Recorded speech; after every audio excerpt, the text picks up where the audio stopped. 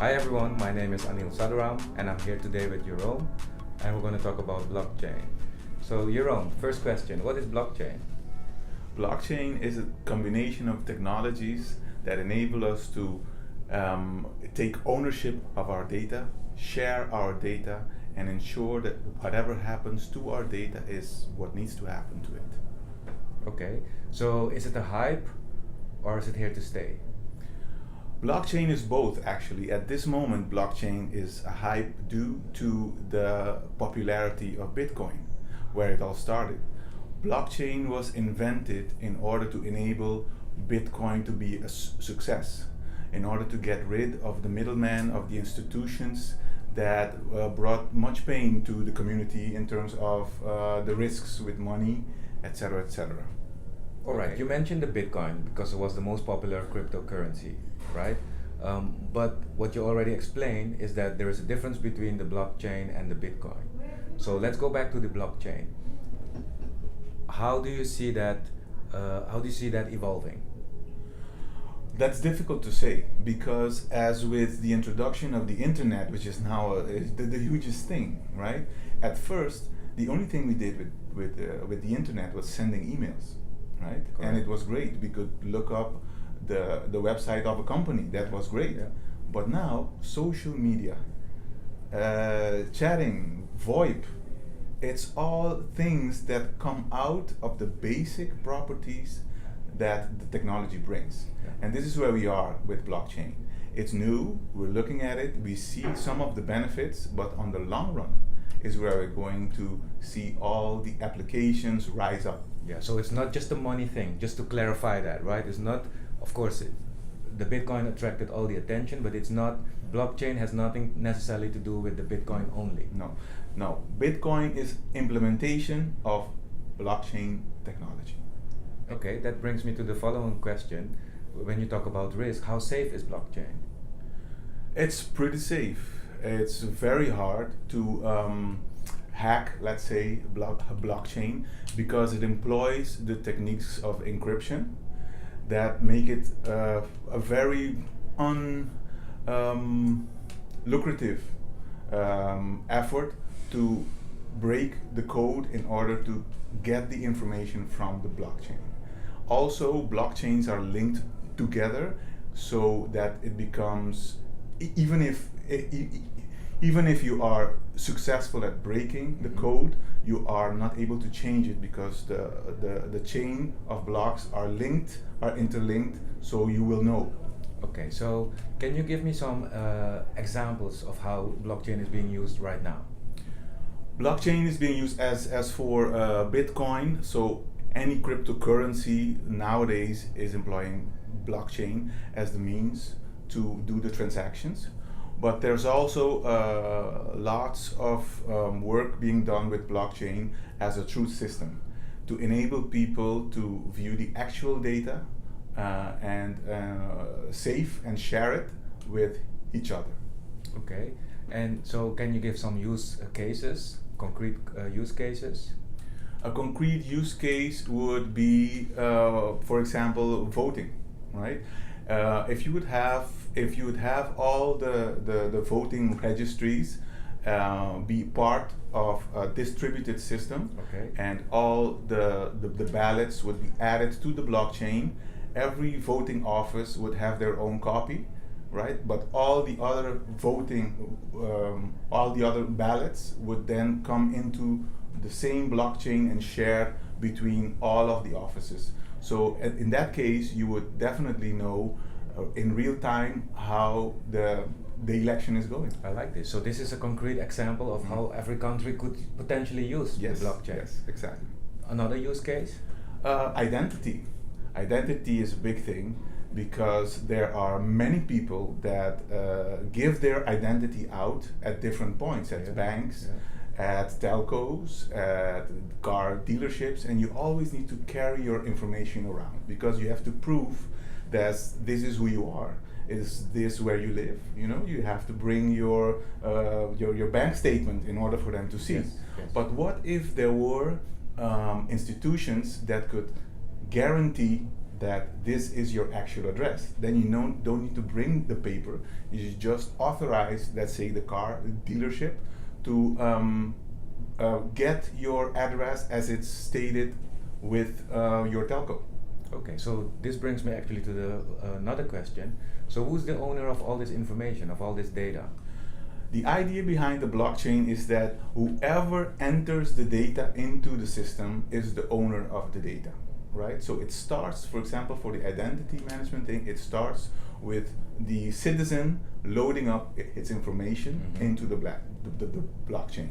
Then the government would have to confirm this, and as of this moment you have your information on the blockchain, and you can allow others to view it, and maybe for a short moment just to confirm that it's there, that it's valid. Okay, so how are governments using it right now? I mean, you mentioned the use cases of elections. Is it already being used like that? Do you have a country that is using it already? Actually, there's one country that led the whole experiment in terms of identity. I believe it's Estonia. Okay. That implemented this use case for citizen identity. Okay. Another question that I have is, for instance, now that users, let's say I'm a user, a computer user, smartphone user, what will I notice when companies are using blockchain? So will there be a difference for me as a user in the experience, or will I not notice anything? Well, what I expect is that there will be apps that allow you to access information on a blockchain. There will be others that allow you to authorize access to your information on blockchains. I think the biggest thing is that you will know efficiency in terms of services also, because as the risk is, as the information becomes available, more readily available and safe, the aspect of risk and efficiency will go down.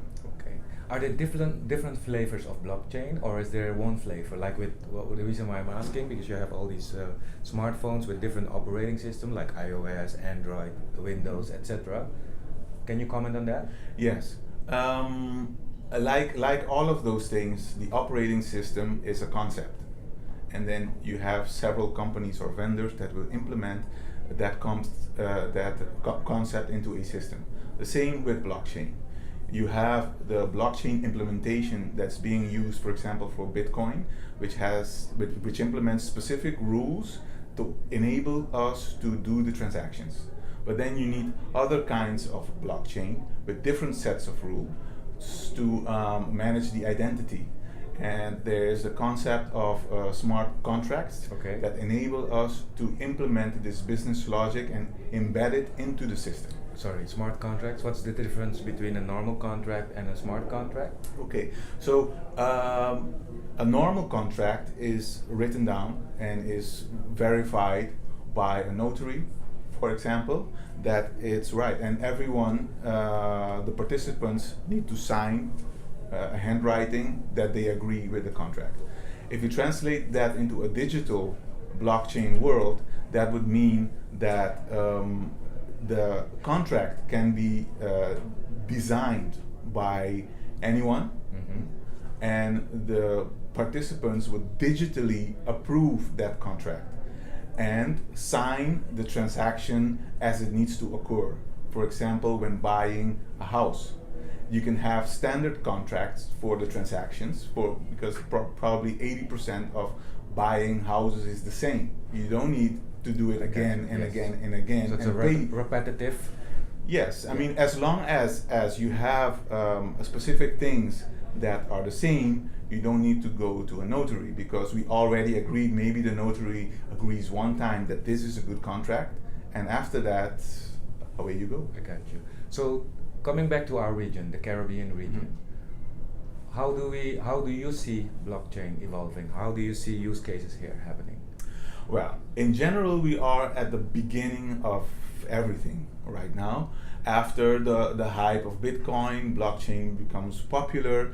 You see several startups all over the world trying to develop solutions using the promise of blockchain. And we can do the same.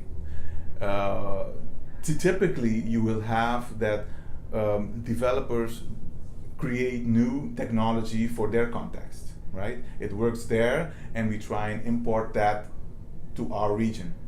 But the technology is open. There's no secrets about it. You can use existing things, for example, like Hyperledger, which is a platform for developing blockchain solutions. Okay. Or you can use something else. You can, if you want to do a cryptocurrency, you can copy the blockchain from Bitcoin and start your own cryptocurrency. It's not rocket science. Is that easy? You'd be surprised. I mean, new cryptocurrencies are emerging every day. As people, as soon as you have, let's say, you copy the software from the Bitcoin framework, you deploy it onto, let's say, 5 systems, you configure it to work together, you have your own Bitcoin. You just name it, let's say, Bitcoin Lite. All right. Or Bitcoin Caribbean Real. coins. Caribbean coins, Okay. right? It's the same technology. You have the only thing is you have your own specific nodes that you have. So we could create our own currency. I think in Trinidad now this is something like that is happening, right? You could replace the current currencies, paper fiat currencies, with cryptocurrencies. You can do lots of things in terms of loyalty programs, bonus points, etc. All involved allowing you to take the benefits that blockchain brings. Okay, so what would be the final question that I have now? For more information, I'm sure we will read the white paper. This is a white video. So, what would you say to people that are looking at blockchain now, or are thinking about blockchain but not doing anything about it? Blockchain has very specific benefits. When companies that work together engage with other companies to make profit or to achieve specific causes, typically blockchain has benefits in sharing safe information. I would say go out on YouTube or on any other site and inform yourselves. Find your local representatives or blockchain experts and ask them to help. I'm sure there's benefits in there for you. Thank you, Jerome. It was my pleasure. It was very useful for me. I hope it was also useful for you guys. See you next time.